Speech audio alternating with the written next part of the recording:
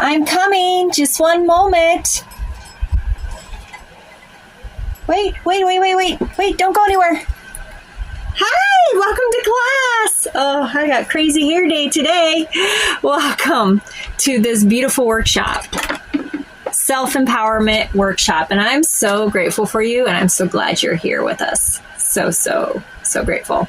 So I just realizing these mandala beads are like extreme here. There's 108 beads here. Look how long this thing is. And it's used for meditation to keep our repetitions. And so I was meditating and I forgot to take them off. So let's lighten the load a little bit there, right? All right, I'm so grateful for you. So I brought us tea time for two.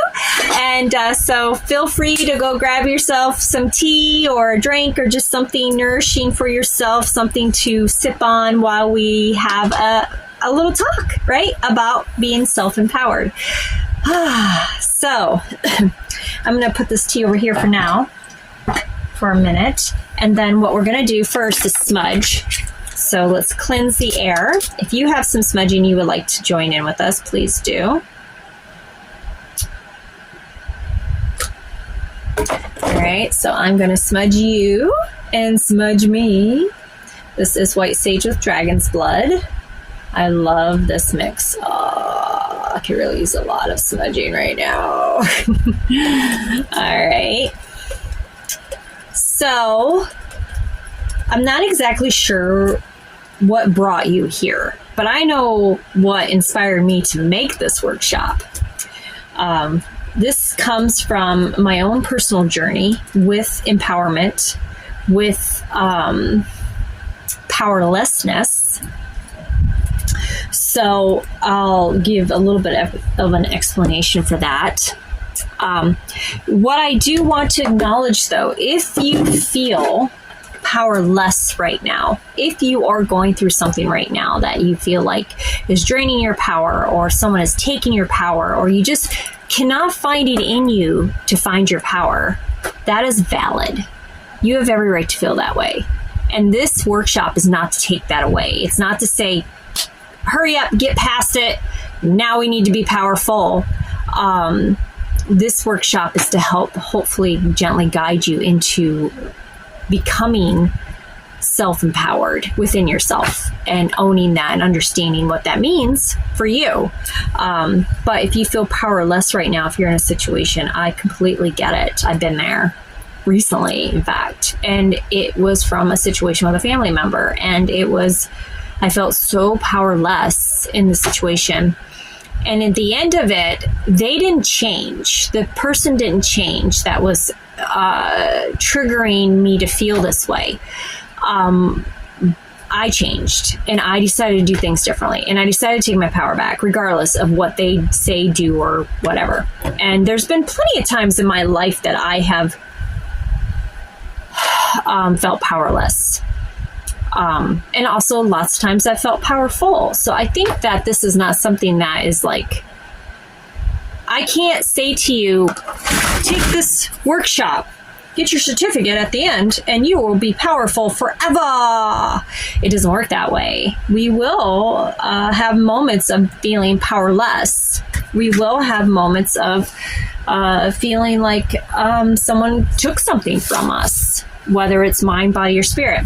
We will feel things like someone leaves us, whether it's through death or through a choice of someone to leave our lives. Regardless, we will feel powerless during those times because, in a sense, we are. There's nothing we can do to prevent it from happening. And so that makes us feel very powerless in that situation. And then we start to go, oh, if I'm powerless with this situation, then I'm powerless with everything. And I don't really, there are different ways that you can look at being powerless. And for me, the two different ways I can look at it is, number one, I can look at it as powerless means I don't have any control over the situation. So what's the best thing I can do? I feel powerless, but I can transform that as in that I just don't need to have that power. I don't need to have that much power in that situation. And then again, go within. Or I can just feel powerless and feel like I can't do anything. As in, I can either surrender to the powerlessness that I'm feeling in the situation, or I can fight against it and be upset about the powerless. And I choose this to surrender. Now, does that happen right away with me? No. A lot of times it takes me a minute to get there. This time it took about a week for me to get there. And I went through many, many phases throughout that week. I went in and out. I felt powerless, then I felt powerful, and I just was like going in and out of it. But at the very end of the day, when I finally came full circle, I felt very powerful. And it had nothing to do with that person or situation, because that hasn't changed. That's still the way it is. And it may always be that way. And I have to accept that, because I don't want to have that much control over it anyways. And I had to find where my power came from, because I felt as if they took it from me. And that's a valid feeling. Absolutely valid to feel that way. But I don't want to feel that way. I want to feel powerful within me, while I'm just letting them do what they need to do. Because again, it has nothing to do with me, but everything to do with them. And that's okay. There's no judgment one way or the other. Does that mean when I become powerful and that I just accept where they are and surrender to that? Does that mean that they can be in my life? No. Does that mean that I'm okay with the situation? Absolutely not. But it no longer controls me, because my power comes from within. So my hope is that this little mini workshop will give you some insight of how to start doing that for yourself in any situation that you may feel. But also with the acknowledgement, it is okay to feel powerless. And being powerless doesn't have to be a negative thing. It all depends on how we look at it. So make sure to look in the description of each of the videos to see your resources and extra stuff that's in there for you. In this video, you're going to find in the description of this video, you're going to find all the videos in sequence that to follow through this program, this workshop. And then you're going to find out the last video is my final thoughts plus your certificate, explaining how to get your certificate. And I absolutely recommend that you follow through, get that damn certificate, print it out, put your name on it, put the date on it, and show it off, because this is just proof that you took the time, the energy to take care of yourself and to own your power and figure out where your self-empowerment comes from. This is a foundational course, which means this is just something to start as a foundation for your self-empowerment, and you build onto that. So you just continue to build onto that. I've given a couple activity videos for you, a meditation and a yoga session to help with being powerful. I definitely highly recommend that you follow through with each of the videos, because it is going to be very helpful for you. I know it's been for me just doing it, just because I felt so powerless recently. I needed to do something for myself to bring myself back to center, and these videos is part of that. I had to really meditate and go back in. What does it mean? What did it mean for me to be powerful? So these are your two questions I ask for you to answer. Question 1 is, what makes you feel powerless? And you can journal these, you can comment them on this video, whatever you're comfortable with is fine. And what makes you feel powerful? And in truth, I mean, when I was doing this activity, there were some things were both, and that's okay. There's no judgment here. And you don't ever have to show this to anybody, but it is good for you to acknowledge it. Okay? All right. So let's have some tea. Tea time. All right. So I have 2 cups here, one for you, one for me. I'm going to just pour us a bit of tea. Tea for you and tea for me. And anybody that knows me personally knows I love my tea time. It's a time just to come back to center. Tea time to me is just such an empowering act. So these are things to start thinking about as we're talking. What are empowering acts in your life that you can do that make you feel good, that make you feel powerful? And it can be something as simple as tea time. Would you like some honey? I'm going to give you a little bit of honey because, who doesn't need some more sweetness in their life? So look at it. It can come from any direction or anything. Maybe taking a bath makes you feel powerful, or, washing your dishes makes you feel powerful. Whatever makes you feel powerful. What are some things? Jot those things down for yourself. Again, you can journal them. What are some activities that make you feel powerful in your day-to-day life? And feel free to comment. I'd love for you to comment at least those activities. I'm just writing me a note. Activities that make you feel powerful in your day-to-day life. Day to day. And you might be surprised what comes up for you, what that looks like to you. I know it was for me. Drinking tea, what's the big deal, right? It's just tea, but it makes me feel powerful because I, in a sense, am in control of this space for myself. So I'm in control of how hot I have my water and what kind of tea I put in it. And if I want honey or cream, and if I have tea with someone else, or if I have tea by myself, or, what I'm reading during this time, if I'm doing a video with my tea time, whatever, I am, in a sense, in control of the situation. So that makes me feel powerful. So maybe look at it that way. Usually, it does. Yeah, I feel more powerful when I'm in control of things, in a sense. But there are some things that are necessary to let go of control to feel powerful. So, I guess the other part is a lot of times do an oracle read for myself during my tea time. So when I'm doing that still makes me feel powerful, but I'm not controlling the oracle. The oracle is giving me its message. That's the best message for me in that time. And so actually letting go of that control for that aspect of the tea time is helpful. So you can do both. I mean, I see nothing wrong with wanting to be in control of things as long as it's healthy and balanced, and it is helpful to you and it doesn't work against you. So, and that's different for everybody. Everybody's got to figure that stuff out for themselves. I can tell you the one thing that would be very powerful for you is to do these classes. Any class that I put out is going to help you with self-empowerment. Any class I put out is going to help you to help you be the best you want to be, help you in your wellness, body, mind, spirit. So I highly recommend that you follow through and, continue doing classes and show up for those. All right.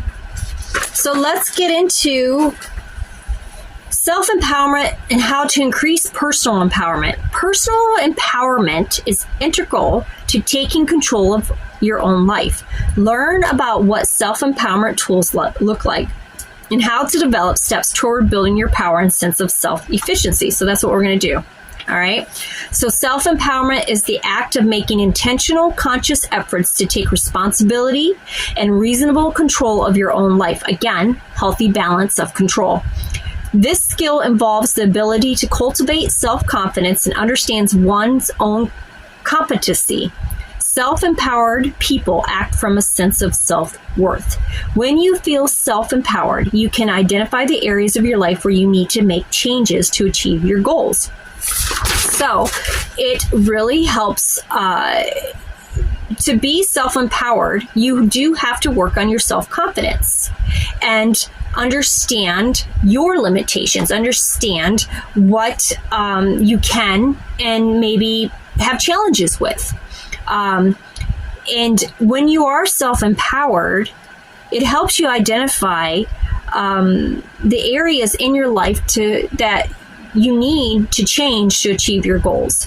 So self-empowerment, it's a big responsibility to be self-empowered because we no longer point the finger out there. So I am no longer a victim in any circumstance, nobody's situation. Does it mean that it's okay, like, to be abused? Absolutely not. So if someone was to abuse me, say emotionally abuse me, and I'm self-empowered and I don't let that emotional abuse affect me, where it hinders me in my life, which is a good thing. Thank you to self-empowerment for that. But that doesn't mean it's right that they, it doesn't mean that it's okay. It doesn't mean that I'm like condoning their behavior towards me. I absolutely put up some strong boundaries for that. But I don't have to let it affect me. And that's where I realized, like, my power comes from within me. That means no matter what they say or do, they can't take that away from me. Self-empowerment is more than positive thinking. It requires you to understand your strengths and weaknesses and the situation around you. So when you are self-empowered, it enables you to kind of like take a step back. And that's what I highly recommend, because this is the biggest, I was going to say the hugest lesson, the biggest lesson I learned in this last situation that I have experienced recently, is that never to make a split decision. Don't go off of the first. I got angry about a situation, and instead of taking a step back, I actually just went full force. And that wasn't the appropriate action at that time. It actually just made things worse. And so even though I was in the right in the situation, I still should have did it differently. And I'm very acknowledgeable of that. And I've also acknowledged that to other people within the situation. So take a step back. When you're self-empowered, okay, so you're going to take a step back from the situation.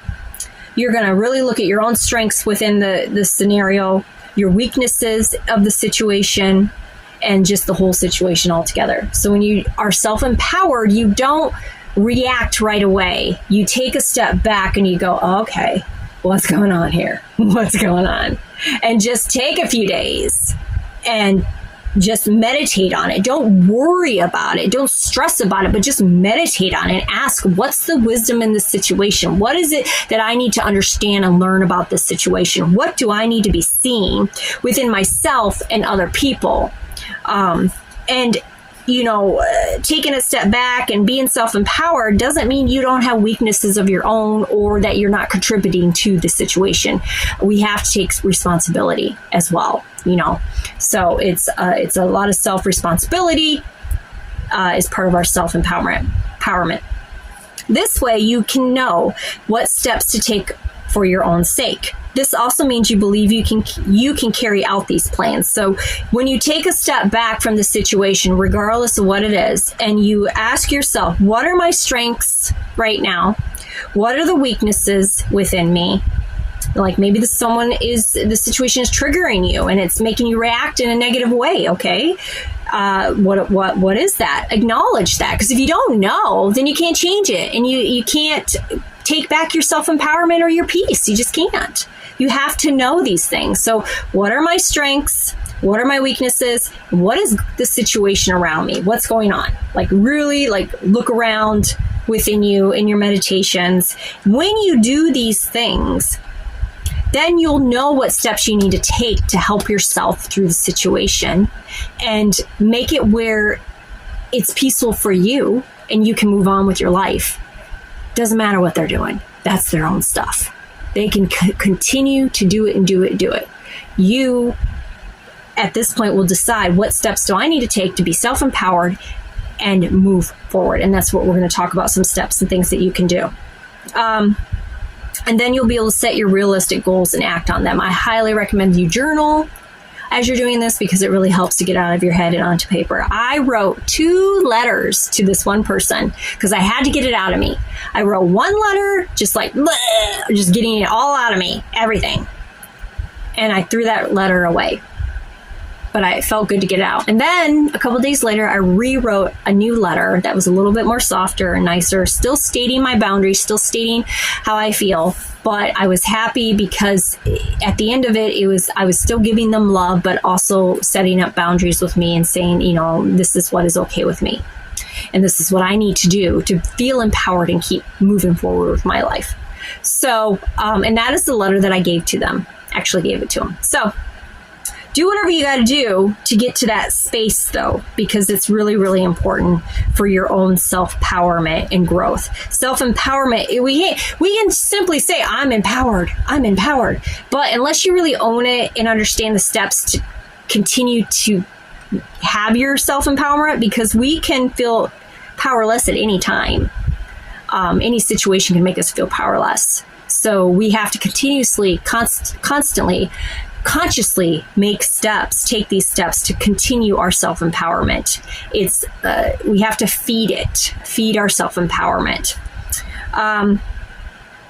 For example, if a self-empowered people want to change a system of the government, they do not wait around for things to improve. Instead, they set realistic goals and they act on them. They may choose to organize other people, create local aid networks, inform and educate the public, and practice alternative means of leadership and community support. So you cannot just go into a situation wanting change in a chaotic energy like I did a week ago.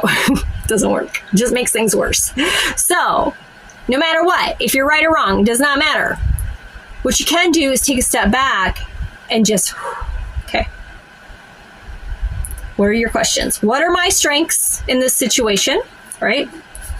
You're asking yourself, what are your strengths? What are your weaknesses? What is going on in the situation around me? And then you're going to make a plan of action. What can I do with all this to move forward, to get out of the situation, no matter what it is? And then once you get to that point, as you're doing this, even if you felt powerless, as you're starting to do this activity, recognizing your strengths and weaknesses and recognizing the situation and start putting a plan of action into place, you will start to feel more powerful. It'll just, like, your self-empowerment will just start to gradually grow within you. Okay? So this was part 1. We're going to go to, I'm going to hop off here. I'm going to go to part 2 to discuss how to empower yourself. Give you, looks like six steps of how to empower yourself and carry you through to get your own empowerment back or to continue the flow of empowerment. Okay? So go to, in this video though, in the description, you're going to find in your resources, you're going to find your class for this video. And this is going to be your yoga class. So I encourage you to, I would like you to, once you get done with this video, go do your yoga practice that's attached to this video. And then underneath that is going to be your part 2 video for this, your part 2, how to empower yourself. And then within that video, you're going to have your meditation practice. So if you have any questions about it, just ask me and I can guide you a little bit more. All right. So I will see you in the next class, part 2, how to empower yourself. Some examples of how we can do that. See you soon.